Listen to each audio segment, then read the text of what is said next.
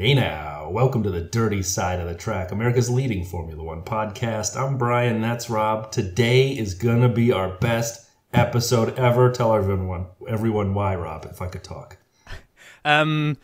I was going to say no, let's keep it a secret, but given that anybody that's seen the name of the episode and seen the artwork that goes with it probably knows exactly what's happening today, so why beat around the bush? Yeah, we're going to have, we did catch up with Nate Saunders from ESPN again this week, and rather than kind of like how first time we got him on the show, it was more of us trying to interview him and kind of learn about life as a journalist in F1, this was just a good old chat, just the three of us kind of chewing the fat over what happened in 2022 and what we think we might see in 2023. So it was super cool. Kudos to Nate for joining us again. He was brilliant. So we're going to rattle through a little bit of news and social because there's not a lot that's come up really. And then we will leave you to listen to how we got on chatting to Nate. Yeah, it was a great interview. Nate, thanks for joining us. And for the second time in 3 weeks, we heard some honest to goodness, amazing insight from obviously not Rob or myself. But anyway. But first, we have to start on the big news of the week. Get your tissues ready. I'm ready. Charles and Charlotte are no longer an item. So I feel bad for both of them. I will totally, as they have asked, respect their privacy. But does this mean I have a chance? Because I'd like to go. I'd like to go see if Charles is available. I was just about to say, yeah. You got a little come on, man crush he's a on good Charles. I do. He's a good-looking dude. Speaks like 47 languages. Drives for Ferrari. Come on. Yeah, true. Wish them well.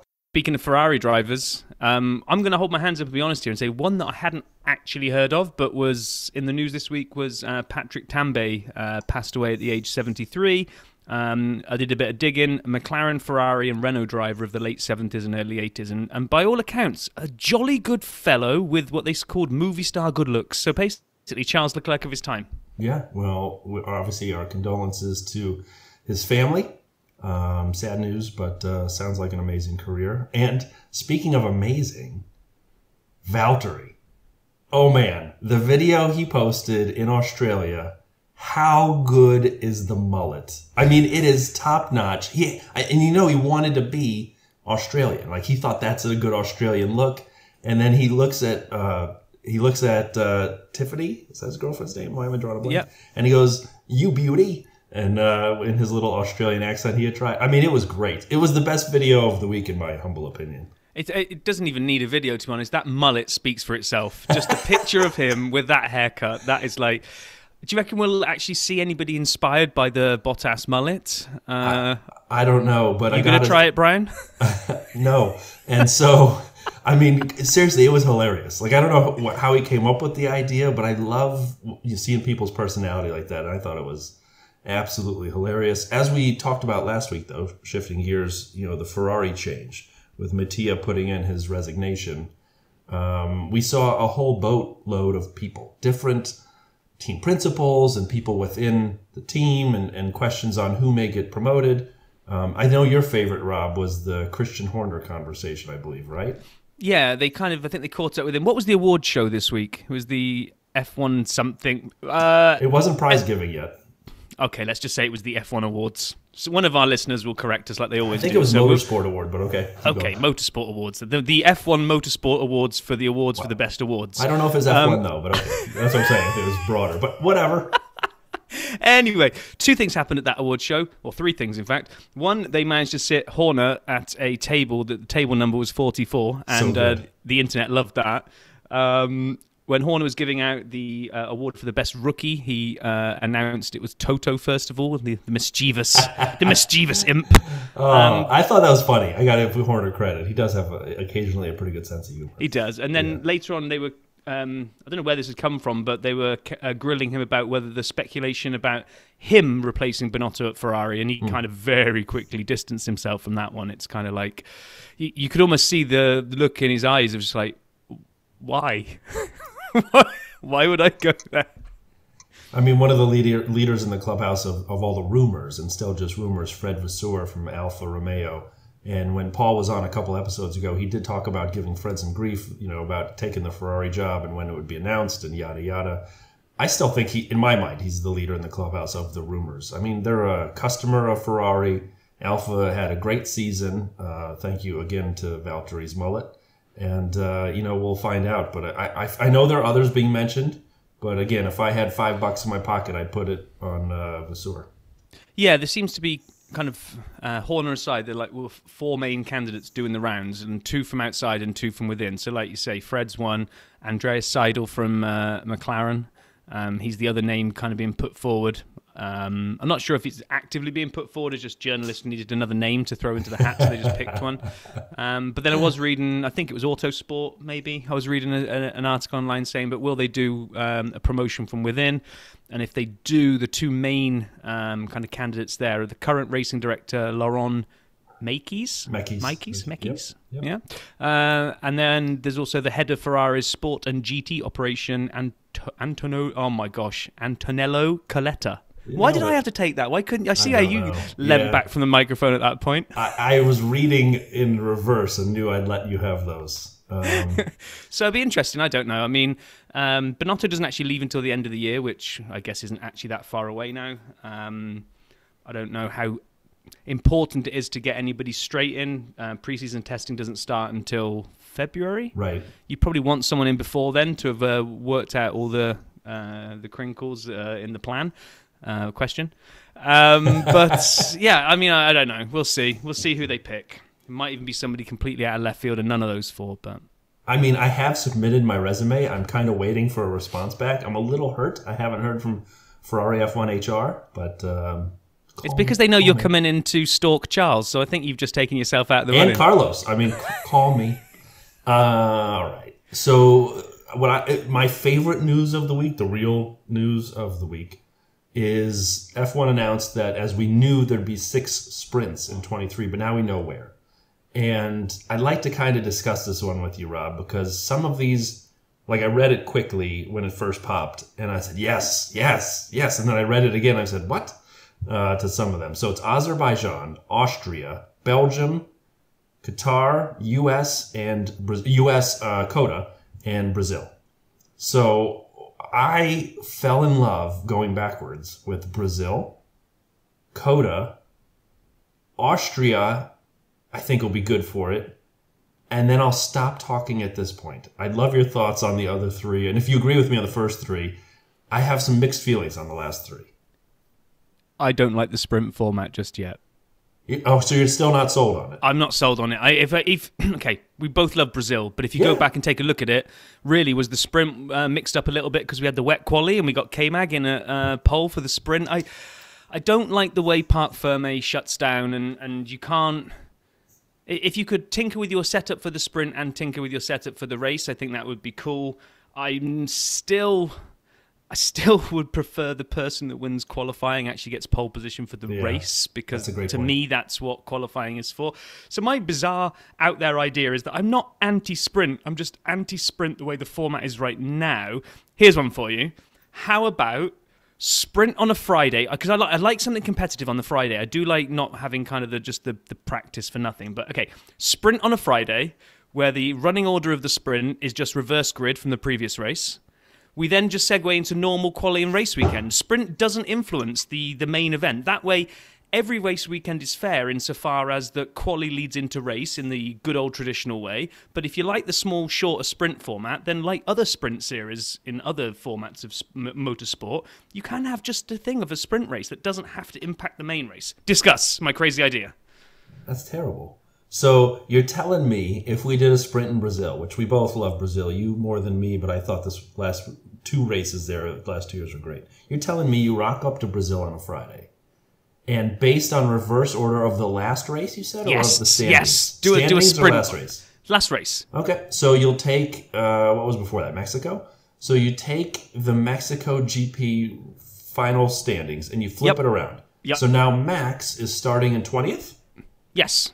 No, I don't like this idea. Reverse order, he has all the jeopardy. He has to pass everybody, and he could totally ruin his car right before Of course he could. And because it'll count for some points, that actually gives some of the smaller teams the chance to secure a less prestigious victory. No. But this sprint going into setting the grid for the race, I don't like it. I'm not sold on it. So you're going to let Logan Sargent start first at all of these sprint races? Yes. And see if he can defend possibly dangerously to hold on to some points? Yes, I am. No. No one's going to risk their cars on a Good. So Friday. then Sargent will get great. So Sargent will get a sprint win, and now you'll get two sets of stats for your SAP stats of race wins versus sprint wins. Because right now, the sprint format completely messes up all historical stats at these particular races. You can't compare a Brazil normal race to a Brazil sprint, and I just think that the sprints, other than Brazil, which by virtue of the rain was a bit mixed up anyway, just turns into a little bit of a procession, a couple of overtakes, and then it all settles itself back down again. A couple of overtakes, that's pretty good racing. No, there was more in the race. The race itself was fantastic in Brazil, and the sprint was pretty good, but I'm not set. I don't like this. I don't like this qualifying for the race day sprint format. I think it's bobbins. Well, I don't know what that means, but I'm going to let you take... It's not good. You can go take your idea and sit in the sandbox and work on it a little bit. I'll answer my own question then. So I'm low sail at Qatar. It's fine. Qatar, whatever you want. It's fine. I don't like the idea of messing up Spa with this. It's such a long track. Messing up. So there you go. You agree sprints mess up race weekends. I'm also not sold on sprints. Okay. I think 6 is too many. If you kept it at 3 and kept it at some of the tracks, and again, it's a little back weighted. If you give me Silverstone, Coda, and Brazil, I'd have been happy. I do not like it at Baku. Again, it's a long lap, and there's a lot of jeopardy. And give me tracks with easier overtaking, where you could do this. Could you imagine if they'd given us a sprint at Paul Ricard? Oh my God, I would have sprint at Monaco. I would have vomited. Anyway. All right, so sorry. I am curious to see it happen. I think 6 is too many. I think 3 would have been better. I'm still trying to determine if I like it or not, but I'm at least willing to embrace more F1, whereas Rob wants to do the reverse grid. Logan Sargent wins it all. Well, he won't win it, though, will he? But he'll be in with a chance, whereas he won't be in with a chance in any sprint or race. No way, because Alex will line up right next to him, and then the two of them will just drive side by side at 20 miles an hour and see if anyone can get past them. Because they're teammates. And if they do, all the best of luck to them, and it'll give a little bit of excitement that we get. We are not going to get, unless we get some massive catch-up, we're not going to get that much up of a jumble podium next year, right? We can pretty much probably predict with accuracy that 80%, maybe even higher than that, maybe 90% of podium next year will all be made up of Red Bull, Ferrari, and Mercedes, right? Yeah. And this at least would give you, even if it's a less prestigious sprint race, someone else could stand on the top step, maybe. Yes, it's a little rough around the edges. Maybe it's not reverse order of the previous race, but I'm just going to draw a line at it. I can see a place for sprint races. I just don't like the way it's implemented. I would agree with you. I would agree with you as well. I just don't think putting the slowest driver in the worst car at the front on a Friday makes any sense, because no one will want to risk everyone passing. Seemed to be loving the fact that K-Mag was at the front of a sprint race. Yeah, he earned it in quali. He earned it because of Mother Nature and some weather. No, he put in one lap better than everybody else. He did, but you know what I mean is you enjoyed that. You enjoyed seeing one of the slowest cars at the front. Yet my suggestion of putting the slowest cars at the front, you don't like. Okay, first of all, he wasn't the Latifi. I mean, he was a middle of the pack qualifier. Second of all, you and I spoke. I was very nervous he would get dirty defending, and people would have to risk their race to overtake. That's always been my fear when an inferior car and possibly a riskier driver is at the front. So, I don't know. Yeah. Anyway, moving on. Oh, go on. You say moving on and then just point at me. That's it. Well, I mean, you arranged this, so why don't you tell everyone about the amazing thing that's about to happen? I don't think I need to, because I think if we now hand over to me, as I did introduce the segment with Nate, then I can take it from there. So, over to me, Rob.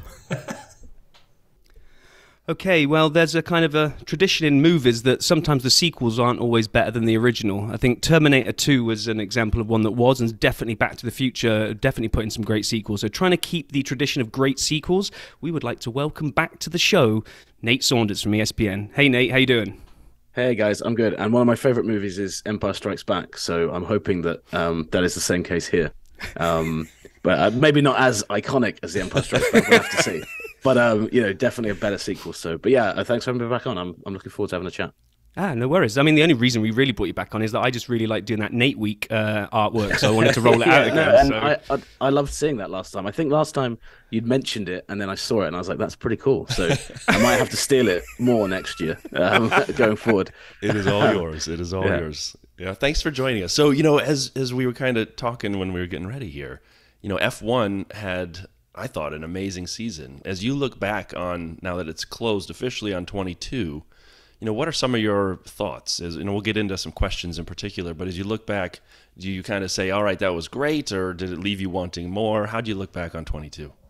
Well, I think it did leave me and a lot of people wanting more, but that's purely because of the nature of last season. I think it's difficult to go from a season where, last race, last lap, and controversy like we had in Abu Dhabi. So you always came into that, and I think the first few races suggested we were going to get something similar to that, didn't it, with Ferrari and Red Bull instead of Mercedes and Red Bull. So that that was frustrating that kind of fell off. But I think that it felt a lot more like some of the Formula One seasons of old, some of the Hamilton years, some of the Schumacher years, certainly 2 of the Vettel seasons. It felt more like that. And I think there's a different way of appreciating those seasons. It doesn't go to the final race. It's not wheel to wheel every week. But what you had was a team and driver so well in sync with each other that you're like, okay, this is impressive from a different perspective. Last year we had Lewis and Max going at it all year. Who's going to win right to the wire? I felt from about July onwards, it was like, as soon as Charles Leclerc spun out in France, I was like, I think Max has won the title now. So you kind of knew there was that inevitability about it, but Max kind of was raising the bar so much that even if maybe it took some of the sting out of the championship, I still was pretty impressed with just how good he was, and a lot of things, the team orders thing and the budget cap maybe distracted people from it. But, when you boil it down to the end of the season, Max was still so good. So still enjoyed it. I would say if I was comparing the seasons, I would say last year I preferred to this season. But that's, again, because of what happened. But I think there were still some great moments this year. We had some great races, some great victories from different drivers. A lot of talking points as well. So I think that's 2021 was so good. It's important that people don't just be like, well, every season's got to be like that. It's not going to be the case. So you've got to step back from that a bit, don't you? Yeah, agree. And we started I don't know when it was, midway through, maybe even towards the tail end of the season, we started trying to push out a weekly blog. And one of the weeks I did a kind of a bit of a deep dive into Adrian Newey, who I knew of and obviously knew a fair bit about him, but kind of till I started really burrowing into it, I didn't realise that he'd got such a big background with ground effect cars back in the late 70s and early 80s. Now, how much do you think the new regs played into kind of that skill set from, say, Red Bull, that they could design a car, to me, the bozo from the outside looking in, they seem to just nail the regs right from the beginning, so they could spend all their development on making it even better, whereas everyone else seemed to get caught out by the dreaded porpoising, and they seem to have had to spend a lot of their early seasons sort of scrambling to go, how do we get rid of this? How do we get rid of this? Yeah, it did feel like a classic season where one concept won out over the rest. I think you're right. One of the things that was talked about in the years leading up to this year was that the new rules were going to put the onus completely back towards the car. There's a lot of years when Red Bull felt that there was too much emphasis on how good your engine was. And obviously, Red Bull's engine for a long time wasn't up there.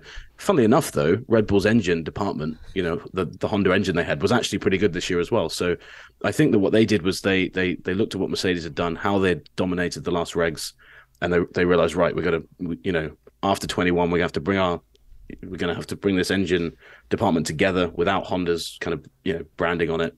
And it seems like all the teams, with COVID, basically got an extra year kind of, to draw things out, etc. So I think that Red Bull's skill set has always been on that car side. And what the rules did, you basically, you could lay out a blank piece of paper in Adrian Newey's office or, the design team's office and say, right, build us a car that's going to beat Mercedes. And Red Bull's always been very good at doing that. I think in 18, 19 especially, and 20, they felt that they had a better car than Mercedes, but they just felt like, well, the engine is just such an important thing. So that's been pulled back a bit. So yeah, I agree. And I think that is ultimately what people want to see, isn't it? You don't want it just to be defined by, well, this team has the best engine, so they're going to win. I'm not saying Mercedes did either. They did a great job through that time. But yeah, this definitely felt like, I think Newey came alive over the past few years, knowing that this thing was on the horizon. If there hadn't been this big rule change, it might have been like, he's going to go off and do something else. So yeah, people at Red Bull have suggested similar. I mean, you're probably not wrong though on the engine aspect. You remember when Lewis took the penalty in Brazil 21, and and started at the back because of the penalty on his wing, and just kept driving around and lapping people, and it was wild. It was almost like an engine undercut situation that he pulled for the race. But, yeah, I think he described it as having a rocket ship that day as well. Yeah, like even he said, he was like, yeah, it was crazy how fast that was. I mean, it was fun to watch in 21 because of how strange it was, and then this year I thought the entire Brazil weekend was tremendous. Even when they put Charles out on inters and quali, it was still, other than that, it was still great. Yeah, Ferrari was still making it entertaining, even though they weren't champions at the end. I think, I'm trying to remember, maybe my brain is clouded because it's the most recent one, but Brazil was probably my favorite race of the year. I don't know if you guys had any that stood out further, but it was actually a great advert for the sprint weekend format, I thought, as well, because you had that, the race was set up nicely by the sprint race. But I also thought, interestingly, sorry, this is me just going on a random, dragging your show onto a random tangent as well. Go for it. It showed the good and bad of sprint weekends. Great race, great weekend, but it was gutting that Kevin Magnussen started a race that he got pole position on, right, 8th, on the Sunday. I agree. So like, it was a really interesting kind of dynamic there, but still a great race. And I don't think we had enough of those great races in 22 compared to 21. We actually going back to the comparison. I'd be curious, what else did you think? So we talked about Brazil a lot. Rob said it was one of his favorite tracks going into the weekend, and I thought that might have been, he put it at or above Spa, which is my favorite. And so we debated that going into Brazil. And then with that weekend, it was tremendous. I mean, the whole weekend was, like you said, great advertising for the sprint format.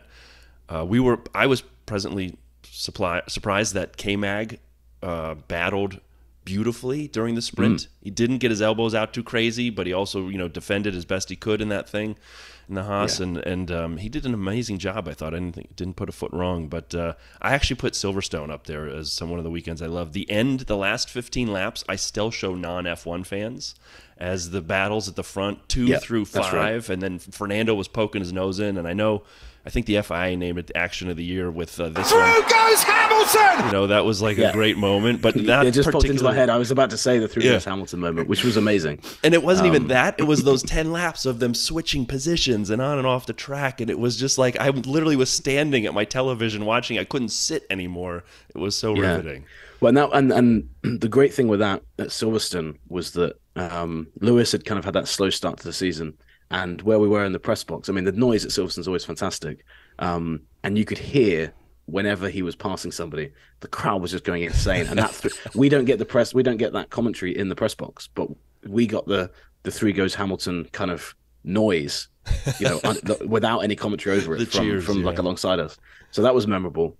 So yeah, actually, that's a good point. I think that and Brazil was good for a very different reason. It wasn't quite as crazy, but it was entertaining. And I think I've always thought a key to a great race is not knowing who's going to win with 5 laps left. Yeah. If there's any jeopardy left where you're like, I don't know who's going to win this race, it's usually been a pretty good one. And that's why sometimes, a race like Abu Dhabi, usually, unless there's a safety car here, the guy winning is going to win the race.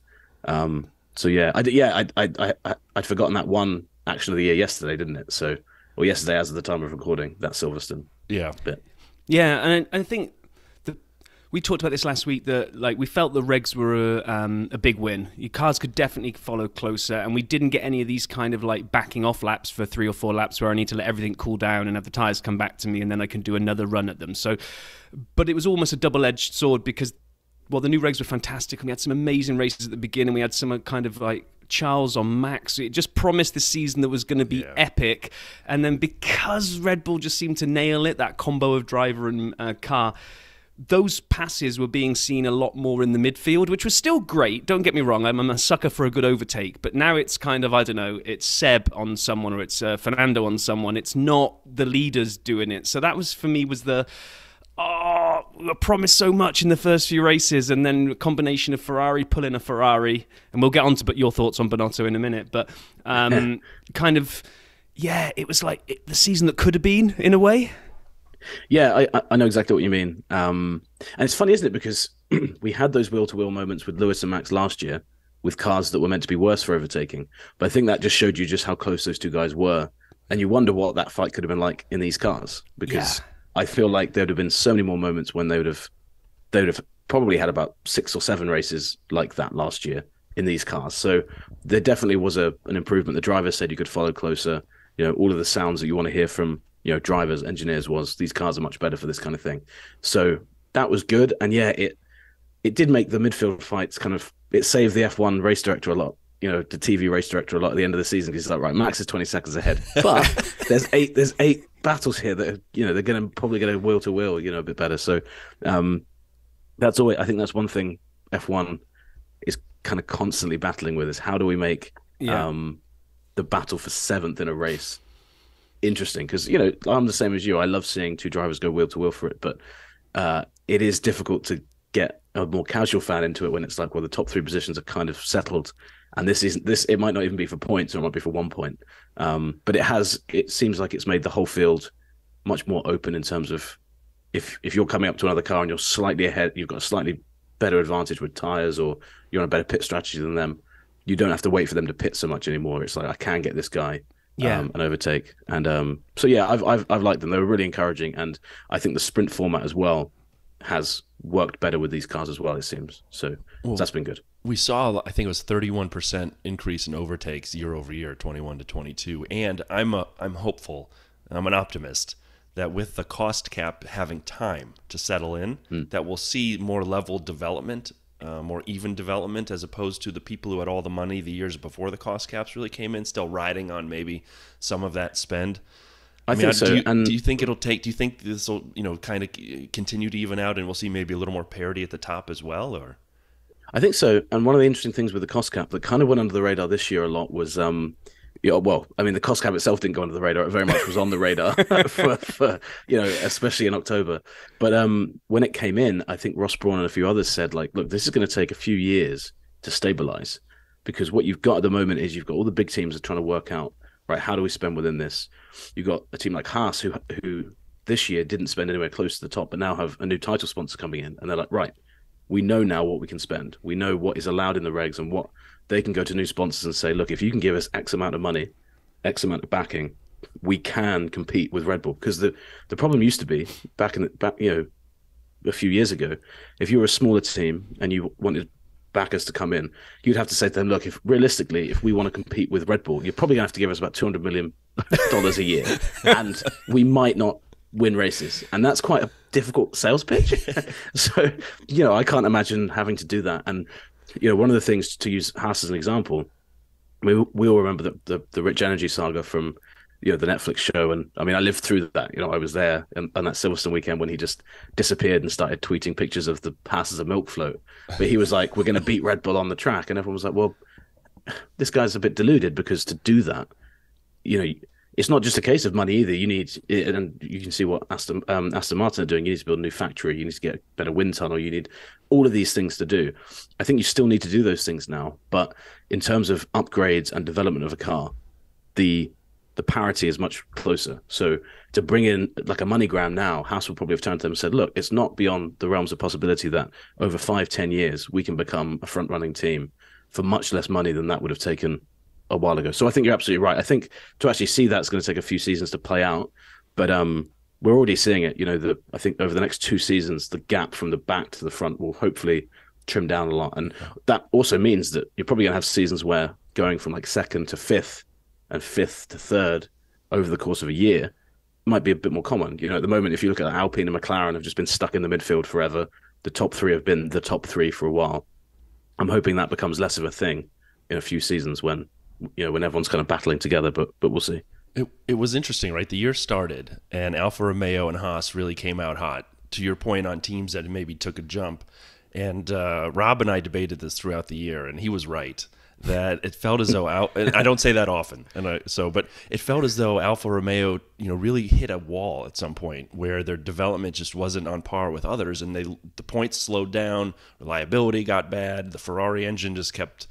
As one of our regular listeners calls it, an external combustion engine, and so I like that. I might have to steal that next year. That's no problem. There's a guy named JP. It was his. Okay, well, give me his name and I'll credit him if I ever use that on a pod, because that's. I mean, in Austria when Carlos pulled over, that's what it was. But anyway, it was they did fall off there for a bit, and both teams, and we would debate which one fell harder, and Rob was right. It was Alpha. However, obviously they got a little bit at the end of the year. The car kind of came back, and Valtteri was on fire and got them 6th place in the constructors. But it is interesting, right? You see the teams kind of going up and down in the midfield this year, and hopefully we start seeing that more. I guess overall, I have a question for you, Nate. We talked a little bit about this last time, and I'll just kind of play a clip here for you, a couple of them, and I'd like your thoughts about this. You'll see what it's about in a second here. Wait, what are these tires?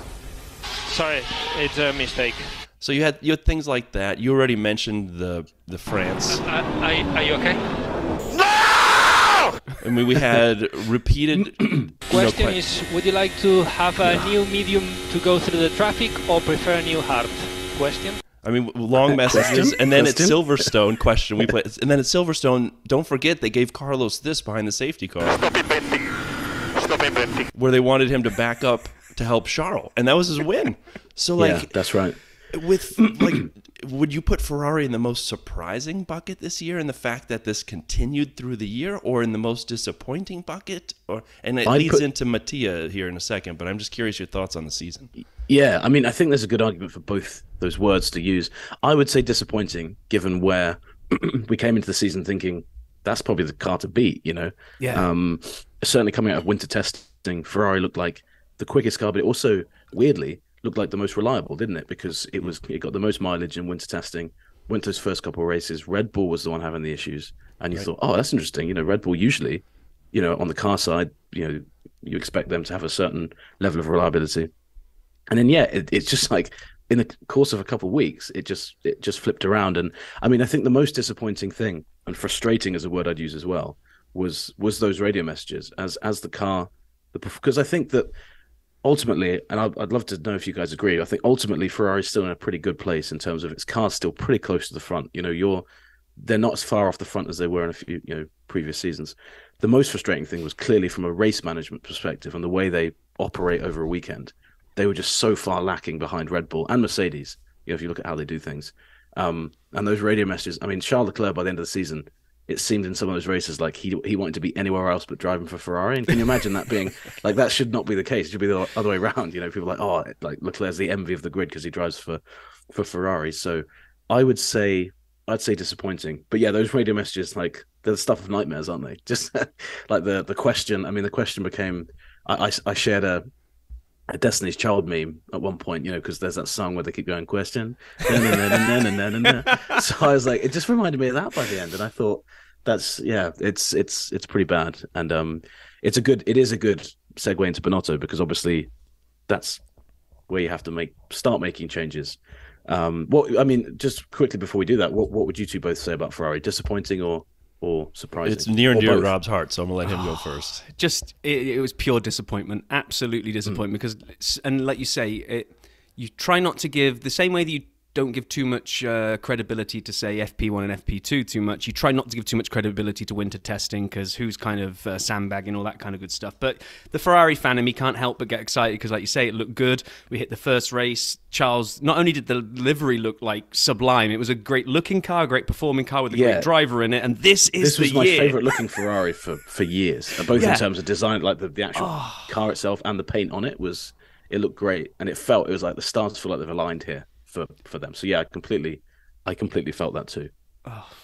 Yeah, I mean, go on, Brian, you throw yours in. I know you're not as big a Ferrari fan. Well, as so one of my favorite drivers as a fan on the grid is Charles Chuck Leclerc, and so I backed Chuck, and it was gut wrenching to watch that stuff happen. And and Rob knows this, I'm also a Carlos fan. So when he joined the team and broke up Carlando, I'm like, all right, I can get behind, you know, Carlos Sainz. And so, you know, we put this together, and I was watching it, and I really was hopeful. And I think it was Saudi Arabia where you just saw that Ferrari was on fire, and you know, Charles and Max were brake testing each other for the DRS coming down the line, and I'm like, neither of them wanted to go into the final corner in the lead, did they? Right, that's right, yeah. And so they're like literally right. There was one where they both locked up next to each other for no reason, just to not go across the detection zone first. And so, yeah, I'm like, I was so excited, and then the number of times that they would be the only team on the hard tires that were bricks.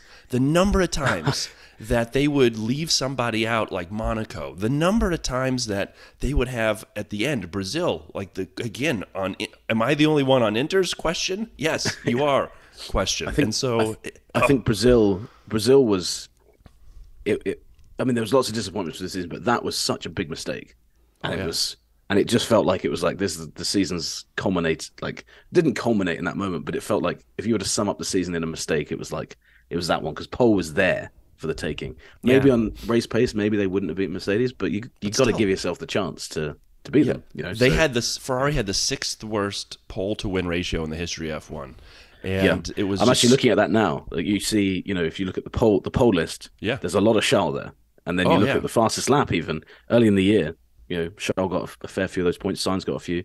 Then winning driver, you get Charles, Max, Charles, and then you have to scroll down. You get Carlos and Charles back to back, Britain and Austria, and then never again. Yeah. So if you took 2 clumps of 2 or 3 races, Ferrari were great. You take those out, and they weren't anywhere close to being good enough. Which kind of brings us around to the Binotto thing. Now, I did listen to your latest episode at the Paddock this week, and you were talking about kind of Binotto versus Toto. Now, 2 things came to me then. One is kind of, some people are saying it's harsh that Binotto carries the can for this. I think you were kind of saying, well, hang on, that's never going to happen on Toto's watch, because even if a bunch of fools come to him saying we should put Charles out on Inters, he's not going to let that ride, because the buck stops with him. So that was, I thought that was a pretty good insight. The second thing was, I think it was your impression of Toto is absolutely legendary. I don't know if you can give us a Toto now or not, whether you don't do it on demand, but that was fantastic. No, it did. I do it occasionally in the press box, and so it just came out during the last episode. I happily do it. I'll give some context as well, but I'll do both. I'll answer the first point, and then I'll do the Toto impression. Okay. So yeah, I think that accountability is a big thing, and I think one of the things I said on that episode as well was that what Mercedes did, especially when they were dominating, was even if they had big mistakes where they clearly had effed up their strategy, the following race they'd come back and they'd say, "Here's a list of 6 things we've done behind the scenes to sort out our pit to car communication. Here's how we're going to make pit stops better. Here's how we're going to do all these things." So every time they made a mistake, you almost felt like, they've actually got better as a result of this. And that's one of the things that I don't think got enough credit when Mercedes was winning, was that it's all well and good saying, they've got the best car, they had the best driver, which was both true, but they were able to make pretty big mistakes. I mean, you can go through pretty much every season that Mercedes dominated. There'd be a big mistake, something pretty embarrassing, and they'd come back and they'd be better from it. And that's why I thought it was funny that Binotto was like, no one talks about Mercedes' errors. It's like, well, we do. And also, your errors are so much worse because you don't seem to actually ever fix them. You never do them again the next weekend. Yeah, they get worse the following race. So I think for that point, Binotto had to go. But I think on the Paddock, both Chris and Lawrence said probably not just him, and I agree with that as well. It's kind of like the FIA getting rid of Michael Massey. It's like, yeah, that's probably the start of the problem, but maybe there's issues beneath that. And so the Toto impression came from, we would always hear on those weekends when Mercedes would mess up. His quotes would always be the most depressing quotes you've ever heard. You'd be like, well, today, this is the darkest day in the history of Mercedes. And you're like, dude, you finished 3rd today. Like, it's okay. But, and he'd be like, yeah, we are at the pit of a well. And he always comes up with really great quotes that have really just invoke the most, like, horrific doom. Yeah, he really does. And then the following day they'd win, and he's like, we have scaled Everest today, and it's like, I mean, yeah, okay, I guess he did, but you might have just had a bad day and then a good day. But the point that was coming out of those quotes was that always he would take failure so seriously, and I just don't think Ferrari were taking failure as seriously as they should have been, because. Yeah, and you've only got to watch something like The Last Dance to know that Michael Jordan probably made more mistakes than any sportsman in history when it came to playing sport on the court, or at least he felt he did, because he was driven. He wasn't driven by his successes. He was driven by all the things he did badly. He would say, "I need to become a better player and do this better, do this better, do this better." So Binotto, yeah, I just think he didn't seem to take. He didn't. I don't think he, through the season, took the responsibility of those failures properly. And he was doing quite a lot. He was still kind of in charge of the car development and leading the team. So Ferrari probably had themselves to blame for that as well. He needed more help, clearly. But yeah, I think Binotto going, I mean, I don't think there's any way you can defend it. And sadly, I don't have a good Binotto impression. Otherwise, I'd have done them like a dueling. Dueling Nate, I got to say impressions or something. But yeah, that's my take on it. And it's a shame as well, because Binotto's a great Ferrari company man. He's obviously been there a long time, and he shouldn't just be judged by this one year, because he's obviously been there a long time, and they built a good car. Like I said, they're still in a good position, so he deserves some credit for that. But you can't have that season and not have someone take the fall. So First of all, I got to say it's an amazing point on learning from failure and the way you framed that. It's not often that something that comes out of someone besides my voice on the dirty side makes a lot of sense. It's never actually Rob's. But we've had some guests who have had some good ones. But I remember, what was it, 2020 Bahrain with Sakir, the short, with George, and the double stack with Valtteri. And within a day, we'd learned, well, when they were talking to the garage, only one could come through at a time, and they talked about how they're going to fix the radio and they're going to work on these things. They, to your point, I hadn't even thought of it, but they literally would do like an after-action review. How do we get better and learn from it? And you never felt that way with Ferrari, because the number of times Carlos would rock up at a pit stop with 3 tires, I mean, it just kept happening. And it's a cultural thing as well, because I think one of the things Toto's instilled is he's like, it's fine for us to talk about mistakes, and if you make a mistake, I'm going to call you out for it. But if he makes one, he's happy to say, you know, this mistake's on me. You know, when the car wasn't in the right place this year, Wolf was like, as a team, we haven't done this well. We need to do better.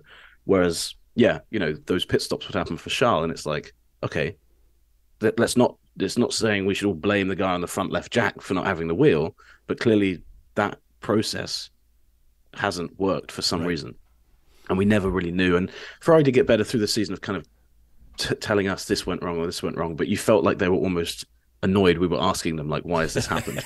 And it's like, well, you know, that's kind of your job to answer those questions. So it is interesting. And, you know, Red Bull are also pretty good. You know, they work in a different way, I think, but they're also quite good at, if they make a mistake, like, we know why this happened now, and we're not going to do it again.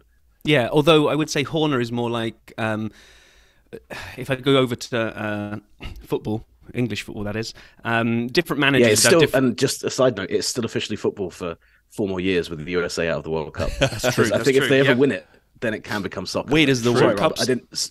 Yeah, sorry, Is Rob. it still going? Off there, mate. Yes, it's still going, even though you're out. It doesn't stop just because the US are out. Oh, I hadn't heard anything about it in a couple of days. I figured it out. Yeah, but no, sorry, Rob, go on. Anyway, what I was going to say is different managers would become renowned for different ways they would deal with defeat when they're in front of the cameras, right? And lots of different things. And one of them was Jose Mourinho, which was he was brilliant at deflecting the journalists' attention to other things. So if Chelsea had played like absolute garbage that day, he would have an amazing way of coming out and just distracting stuff and saying "squirrel" and send the journalists off on this. He'd either say something crazy or inflammatory, but he'd say something that had nothing to do with the game that had just gone on. He was very good at defending kind of the team that way. And I find Horner's a little bit like that. He's very good at deflecting. He will either acknowledge a little bit of an error, but very quickly, oh yeah, we made a small error, but look at all those things going on over there. That's what you should be looking at. And he's very much reminds me of the way Mourinho used to do that as well. Yeah, me too. The Mourinho one's a really good comparison. I've often said it's kind of the us versus the world mentality in the team. And look, fair play. Like, I think for Red Bull it works, but Mercedes doesn't quite have that. They have more of like, you know, we want to be the best team, and it's less of that kind of siege mentality. And yeah, that's kind of why Wolf Horner is fascinating itself, because they're both quite different in how they lead the teams. And I would argue that both of them are pretty damn good at what they do. In getting the same results out of their teams, but in quite different ways. Yeah, look, we broke the cost cap, but someone leaked it. That's the big problem here. Let's talk about the leak. Let's talk about the fact that you broke it. And then, you know, our Max won't swap places, and you've got, you know, Checo out there on the radio like this. Yeah, it shows who he really is. And then they put out a statement that's completely made up and fake, and a day later and think they've gone past it. Yeah, and, you know, those things were frustrating, because one of the things that Red Bull often will level at some people in the media will be, oh, you're just out to get us. And really, you know, maybe some media does have, you know, an agenda or whatever. But like, I always say to people, Abu Dhabi last year, I went into that race I was like, if I had to pick who's going to win, who I'd want to win, I was like, I'd want Max to win. Because I was like, had a great season. You know, what a story. He comes in and beats a 7-time world champion his first season. And I thought, you know, it probably means Lewis is more likely to stay around. So I wasn't rooting. I've never rooted for one driver over another in a race. But I think a lot of fans just assume and I think Red Bull have helped to fuel this in a way. Like, a lot of fans think of Red Bull oh, all these journalists just want Mercedes and Lewis to win, and it's like, that's not really the case. But it's an effective thing to throw at the media if reports are coming out, you know, against your team. And yeah, the leak, that was always very interesting. The cost cap, it was like, it's been leaked. How does Toto know? And ultimately at the end of it, it was like, well, you've still overspent. And I think that the punishment actually was pretty fair when you look at the amount of the overspend versus what they actually got. Talking of things that were fair or not fair, then this is an amazing segue, by the way. Just kind of looking at like a time check here, things that were maybe not fair when we start looking at drivers that we lost this year, right? So Mick, I want your input on this. Oh boy, yeah, I know, I know, I'm a Mick fan and I have clouded judgment. You are such a fanboy. I think we might disagree on this then, Rob. If you're a big fan, Mick, harsh or inevitable? I think inevitable. And look, my view on Mick is Mick. I really like Mick to deal with his, he himself, really nice guy, and impossible not to root for the guy, being son of, the driver that for me is probably the reason I cover Formula One, and the reason I loved it growing up was his dad. But what I say to people is, if you look at his results this season, and you said to someone that's a driver called Mick Fisher or Mick Schmidt or Mick Anderson, they'd say he's probably not good enough to stay in Formula One. You suddenly say that's Mick Schumacher, son of Michael, and I think suddenly you're like, oh well, yeah, maybe he should stay in. I don't know. He had a good car at the start of the season, didn't make the most of it. Yeah, I think it's a shame, but inevitable that he got dropped, because if you're Haas, you look at the points that were probably left on the table this year, it probably cost them a position in the Constructors' Championship, and it's a results business. So okay, I would say inevitable. Yeah, I mean, I'll take that. However, let me counter it with, if we have to accept that Mick had to go, was Hulkenberg the right guy to bring in? Oh, that's a fair question, because it was quite uninspiring as a choice. But I can see it as well. Like, I've clashed with Nico in press sessions before. Ooh. So from my point of view, I was like, oh man, like that'll be interesting now. I mean, we're both older than when that happened the first time.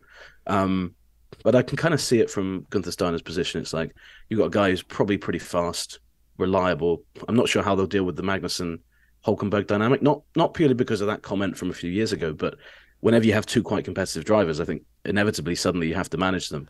So Haas have almost replaced the issue of one driver isn't experienced enough and he keeps crashing with the issue of our drivers are both very experienced and now they're almost magnetically together on track all the time. How do we manage it? So the idea that one is better than the other, it depends on how they manage that situation. But yeah, I think the biggest issue for them was that they called Danny Rick, and he really, by the sounds of it, he never even returned the calls of Gunther Steiner, which I think the team were kind of a bit miffed about. And then, as they started talking to Hulkenberg, Danny Rick's performances didn't really suggest to them like, oh, this is the guy we should actually take. So it'll be interesting. Yeah, and Hulkenberg, I think most people were like, like really? Hulk for Mick? Yeah. I think that was maybe made the Mick argument a bit easier. I'll give you that. That side. So, of it, Nate, was this you then with Nico? Once again, most unsportive driver of the great. Yeah. I mean, sounds like Nate. I'm a believer that never goes away. They both said it went away, and so a sort of separate question from that though. How much of on-track outbursts? People always say, "Oh, they're in the heat of the moment." I agree, they're in the heat of the moment. And you may say something occasionally about a guy blocking you, and you may get mad. But like when Fernando said this after Spa, what an idiot! I mean, in my mind, I feel like there's something behind that. It's like, yeah, it came out, right? The heat of the moment doesn't create the thought; it comes out. Is my point. And I'd be curious your thoughts when this kind of stuff happens. How much of it is you make something up because it's the heat of the moment, and it doesn't matter. Your best friend could be out there, and you call him an idiot, or is it the real feeling you have underneath came out? Is it like, which part is it when these people are in the quote heat of the moment?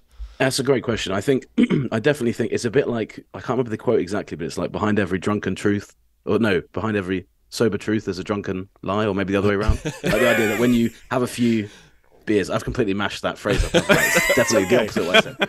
But basically, you've had a few to drink and then the truth comes out, right. You're a bit free with what you say. And I kind of agree, especially with a guy like Alonso. Some of the stuff he says is very mischievous, and I feel like it's him turned up to, you go past 10, you turn all them way up to 15, 16. And yeah, Alonso definitely, I mean, some of the stuff he says about Lewis, he says stuff that he wouldn't he doesn't say about other drivers. And then the thing with Alonso that's frustrating is he then gets out of the car and goes, "No, the media's all taken out of context. You guys are." That's like you said, Brian. Like you said it, and he then the Brazil one was really interesting because it's now kind of turned out from what Ocon has said. Like, well, Fernando came out and said, "Oh, we've talked about it behind the scenes. It's fine."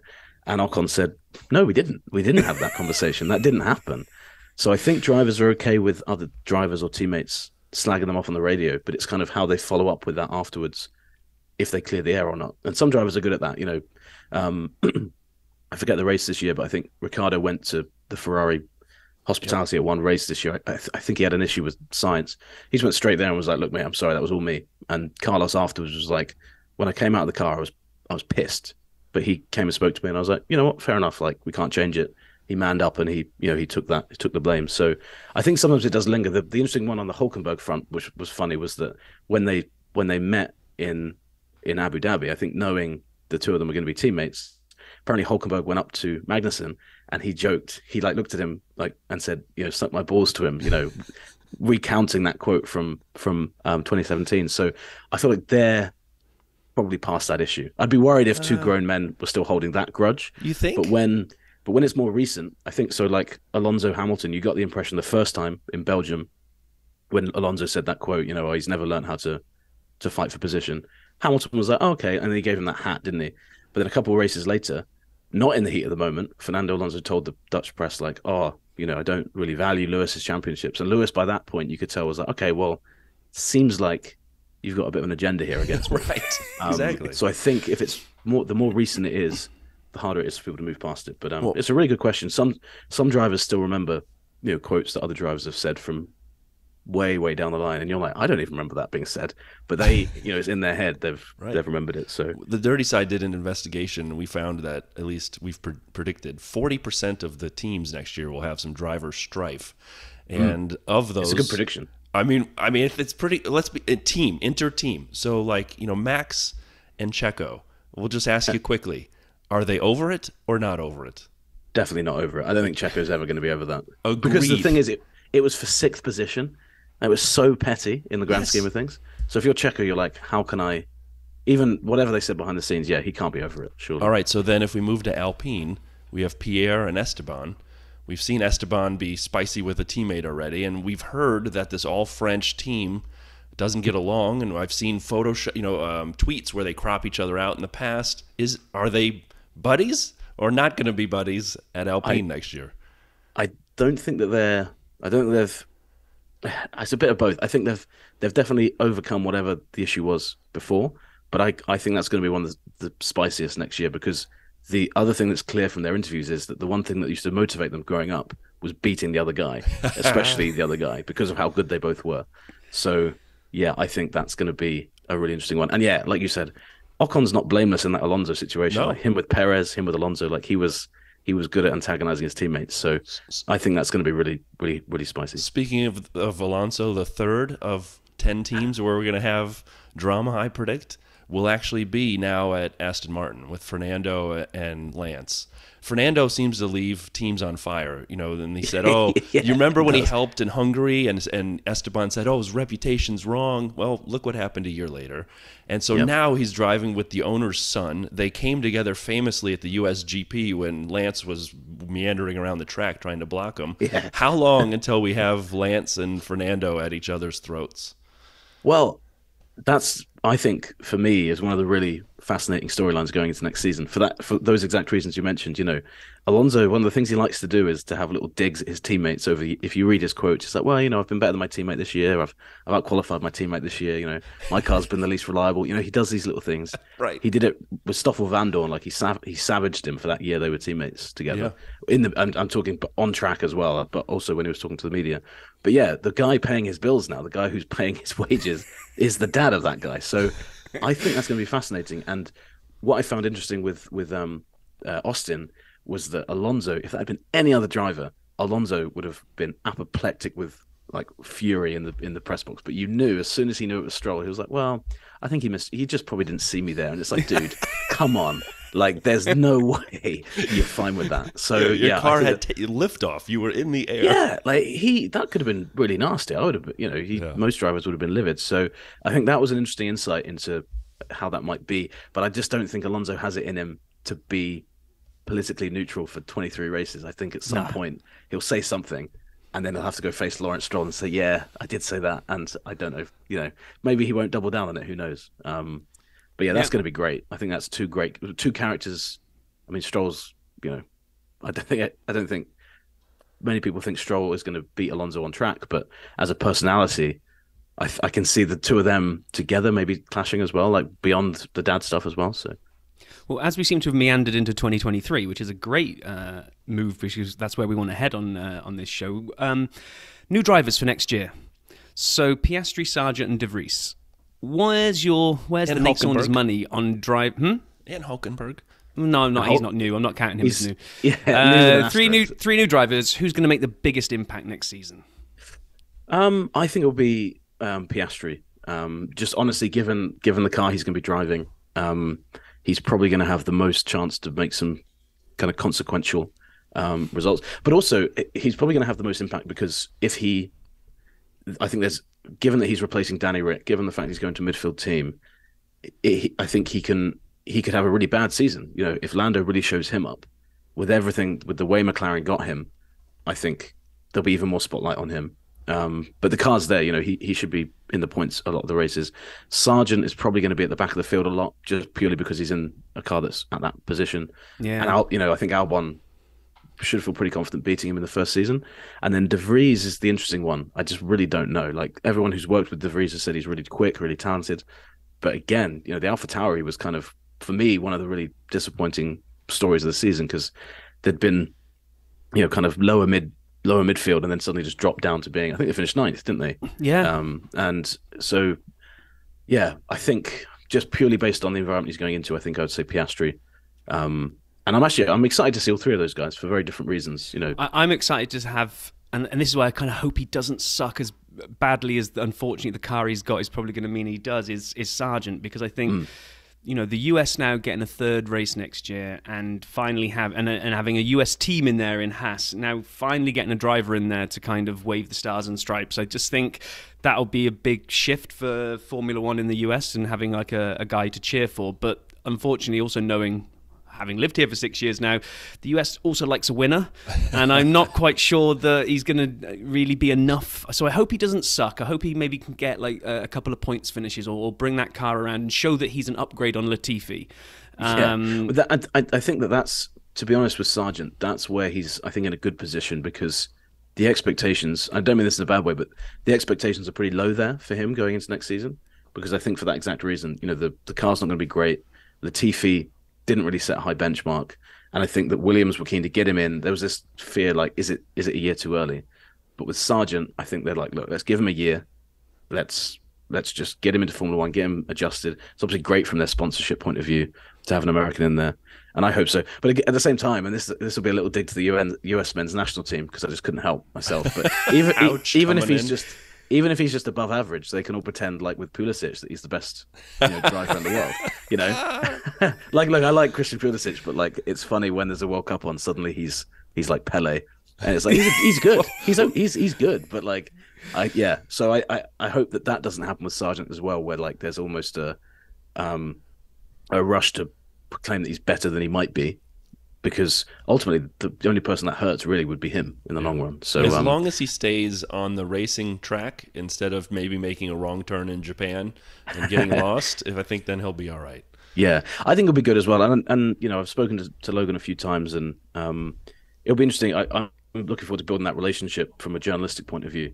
But I think people will like him. I think he's like a lot of these younger drivers we get through. He's not one who's going to come out and immediately say crazy things to the media, but I think he's gonna, we'll see more of his personality as it kind of comes out. So that'll be fun as well. Yeah, agree. I'm looking forward to that. So, I think time's going to be against us soon. So I just want to pick your brains over a couple of last things as we look forward to next year. So number one, we've kind of just mentioned it. Vegas. Are you going? And regardless whether you're... Oh, you are? Okay, you're going. What kind of race do you think it's going to give us based on the upside-down pig-shaped track? Yeah, I mean, I've got to be honest, it's one of the first times that I've ever thought about a race in future and had to tell myself, like, the race itself might be pretty bad. The actual final event might be pretty bad. And I really hope that's not the case. I really hope it's a really great first event. But the thing that's fascinating with Vegas, and the thing that kind of I'm on the fence about whether I like it or not, is that I don't think Formula One really cares if it's a great race or not. I don't think that they didn't go to Vegas to be like, let's make the greatest race in the world in terms of a Sunday, a Saturday evening, as it turns out. I think they've looked at it from the Indy 500 point of view of, let's make a big event, let's make a big spectacle that is going to be on TV. But then, unlike the Indy 500, I don't think the actual racing is going to captivate people in the same way an Indy 500 might, or like a Brazil or a Silverstone might, in the same way. So I think the event itself is going to be crazy. I can't even imagine what that's going to be like. But I'm just worried fans are going to be disappointed with the final product. And there's some tickets going around, isn't there, that are like $800, and you're not even guaranteed to see the racetrack, which I think is crazy. They're selling packages for $1 million now. There's $1 million package. Do you get a car with that? I mean, I hope you get something. Maybe you get to do FP1 for one of the teams. I don't know. Should. Yeah, maybe you can. Yeah, you replace Lewis for the day so he can have the morning off or something. So yeah, it's I think it will be a great spectacle, no doubt.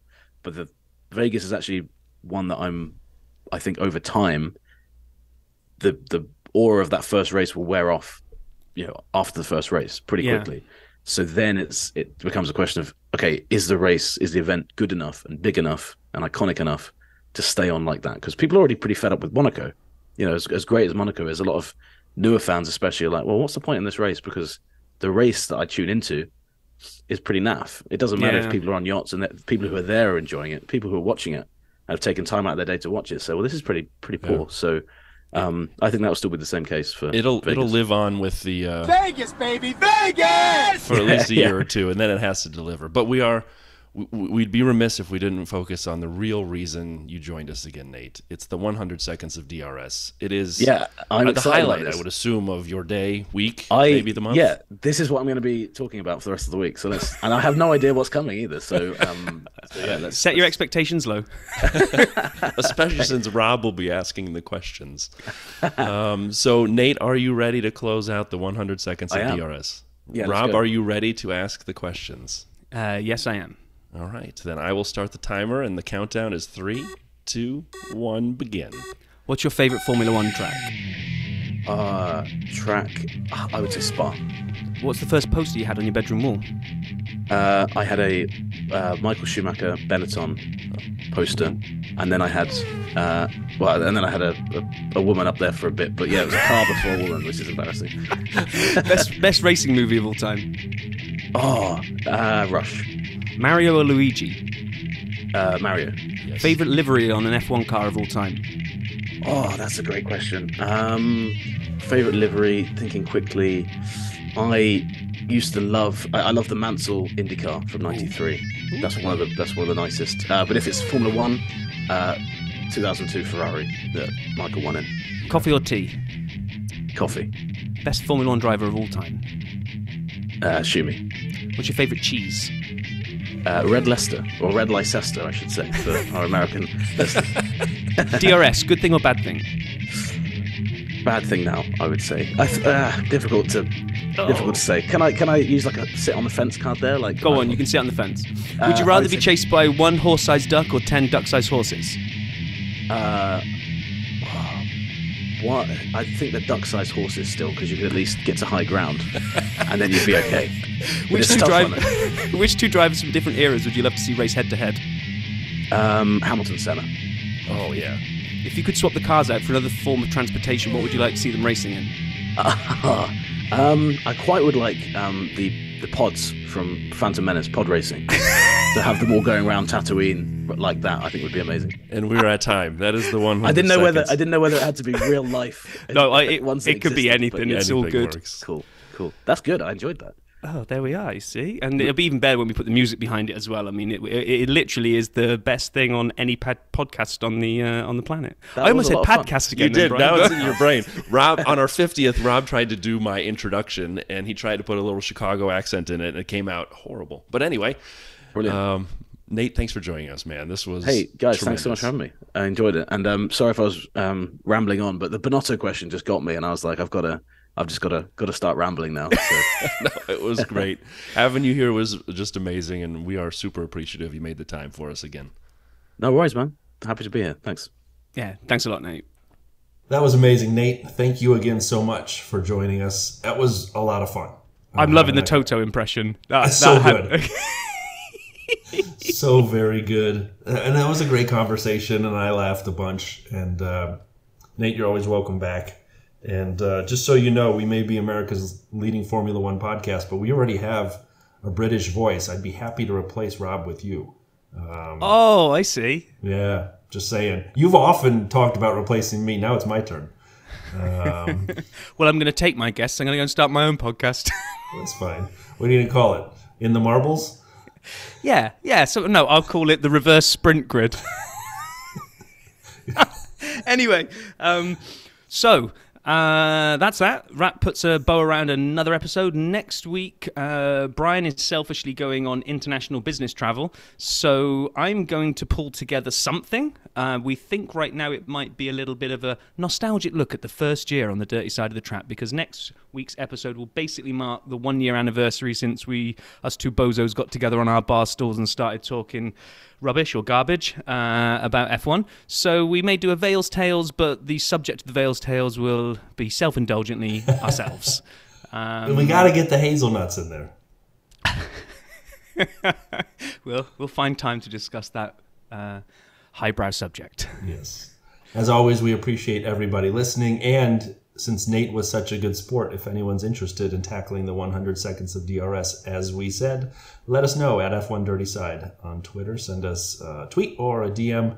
We'd love to have you guys on, of course. So looking forward to next week. One last time to say thanks to Nate. Always welcome. And I can't wait to look back on the first year with you, Rob. Yeah, and I think actually it will bring a curtain down on season 1 of the Dirty Side. Because every time I upload the episodes, it asks me to mark the season and the episode number. And I've just kept that as a 1 all the way through. But I think it'll be fitting that next week, last show of the year before we go off on kind of holiday, Christmas break, we will end season 1 and we'll be back in the new year for season 2. Sounds great.